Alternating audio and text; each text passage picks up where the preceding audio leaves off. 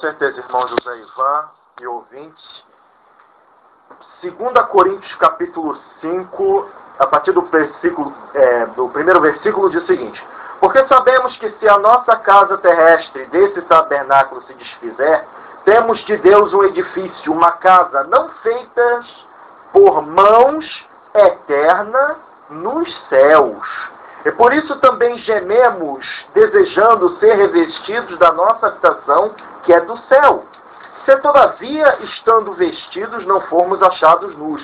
Porque também nós, os que estamos neste tabernáculo, gememos carregados, não porque queremos ser despidos, mas revestidos, para que o mortal seja absorvido pela vida.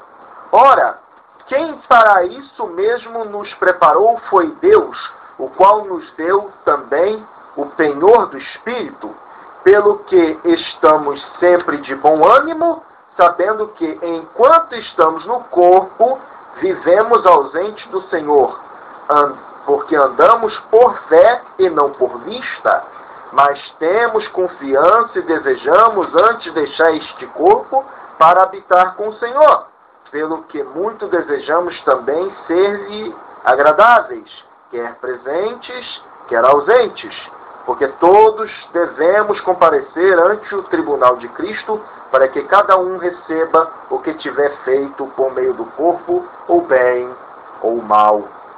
Curiosamente, o homem, ele tem tentado de todas as maneiras, e principalmente com o avanço da tecnologia, adiar a morte. Um desses métodos seria a criogenia. Mas até hoje, realmente, essa proposta da criogenia não obteve sucesso algum. Por quê? Porque o homem não pode pensar que ele é apenas matéria, ou seja, apenas e meramente um ser biofísico, químico. Porque se o homem meramente o fosse, já com a ciência que temos e com o conhecimento em química que temos, e que obviamente quem pode falar melhor isso é o irmão Roberto Wagner, né? Grande mestre em química, nosso irmão em Cristo.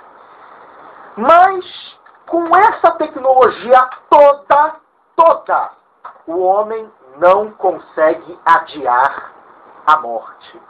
O que eu achei interessante, e os irmãos já devem também ter ouvido falar, foi daquela experiência na década de 50 de Stanley Miller. E que a teoria da evolução propagandeava que quase como se fosse criar vida em laboratório. Na verdade, não foi criada vida em laboratório. O que, na verdade, aconteceu mesmo foi a criação de um caldo tão tóxico que nenhuma vida realmente poderia estar dentro dele. E o mesmo processo que iniciou o elemento químico básico da vida foi o mesmo processo que, se não houvesse interferência, também o destruiria, né? São os aminoácidos. Então, o que acontece? Desse resultado dessa experiência, apenas saiu um caldo venenoso, mas nenhuma forma de vida realmente feita em laboratório. Assim, fica provado empiricamente que o homem, ele não é apenas matéria. Existe realmente uma alma, existe realmente o espírito. Porque se fosse apenas matéria, essa experiência seria tão bem sucedida que hoje, virtualmente, quem pagasse mais teria virtualmente a vida eterna pelo resto da vida. E a própria Bíblia, que é uma fonte verdadeira, apresenta a existência da vida após morte. Ou seja, que o homem não é feito só da matéria. Verdade? Olha, irmão Kelly, existem muitos ensinos divorciados da Bíblia Sagrada com relação a este assunto. Por exemplo, uma heresia que foi lançada pelos católicos romanos para identificar o COA como lugar de prova ou de segunda oportunidade para as almas daquelas pessoas que não conseguiram se purificar o suficiente para galgarem o céu. Então veja, qual é a ideia, qual é o pensamento, qual é o ensino da Igreja Católica? A existência do purgatório para purificar aquelas pessoas que ali estão, para depois irem para o céu. Isto não é o estado intermediário. Isto não é o estado intermediário. Este ensino sobre o purgatório não tem veracidade bíblica. Jesus não ensinou, a igreja primitiva não ensinou, os pais da igreja não ensinaram, não tem fundamento bíblico. Não existe purgatório para purificar o homem, para depois levá-lo para galgar o céu.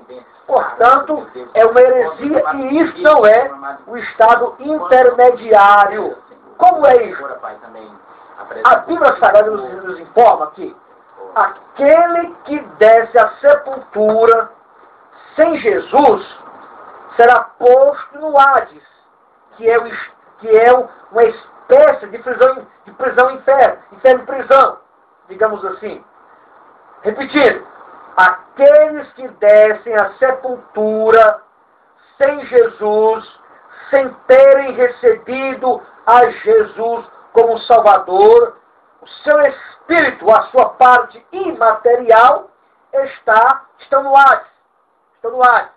Aqueles que descem à sepultura, crendo em Jesus, conforme as Escrituras, tendo recebido a Jesus aqui na terra e obedecido a Deus e às suas leis, aos seus estatutos, o corpo está no sepulcro, na sepultura.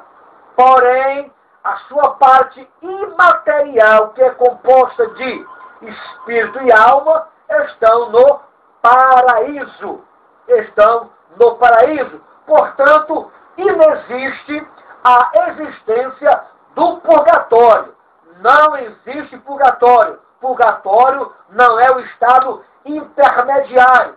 E mesmo eles ensinam que no purgatório, quem está no purgatório, serão purificados e depois galgarão o céu. Esta afirmativa não tem alicerce bíblico, não tem fundamento teológico nem bíblico. Portanto, meu querido amigo e minha querida amiga, não existe purgatório. Existe o céu e o inferno. Quem rejeita a Jesus e morre no estado pecaminoso irá para a morte eterna. Quem recebe a Jesus como Salvador e lhe obedece até o fim, vai para a vida eterna, irmão Ken. Com certeza, irmão José Ivan e ouvintes. Existe também não apenas a polêmica da vida após a morte, mas também da vida antes da vida. Alguns eles pregam o seguinte: bom, o ser humano, na verdade, ele pré-existe no céu, na eternidade, e ele vem e se encarna. Aí temos duas vertentes. Um que é justamente do Espiritismo, que prega sobre reencarnação, e o outro seria também sobre mormonismo. Apesar do mormonismo não pregar sobre reencarnação, mas sim da feitura de seres espirituais para que depois eles venham para cá, para a Terra, é uma coisa que inexiste. E por quê? Diz a Escritura Sagrada, Zacarias capítulo 12, versículo 1, diz o seguinte: peso da palavra do Senhor sobre Israel. Fala o Senhor, o que estendeu o céu, e que funda a terra, e que forma o espírito do homem dentro dele. Não existe, então, espírito que vem da além para o homem. Deus forma o espírito do homem dentro dele. Não é um espírito que vem do céu ou de qualquer outro lugar. Deus, ele forma o espírito do homem dentro dele. E aqui aí? Zacarias capítulo 12, versículo 1. E curiosamente, esse versículo me lembra um relato de um famoso ginecologista que declarou o seguinte: um colega de trabalho, já acho que no século XIX, acredito eu, se não estou com a memória falhando, ele resolveu analisar numa gaze as regras, né, da mulher, se é que vocês me entendem. E ali o médico, ele analisando aquela gaze, ele descobriu algo surpreendente e que até hoje a ciência não tem resposta. Ele descobriu vários óvulos fecundados naquela regra e nenhum se desenvolveu. Aí temos a prova de Zacarias capítulo 12, porque Deus, ele pega e forma o espírito dentro do homem. Não é apenas suficiente o óvulo e o espermatozoide.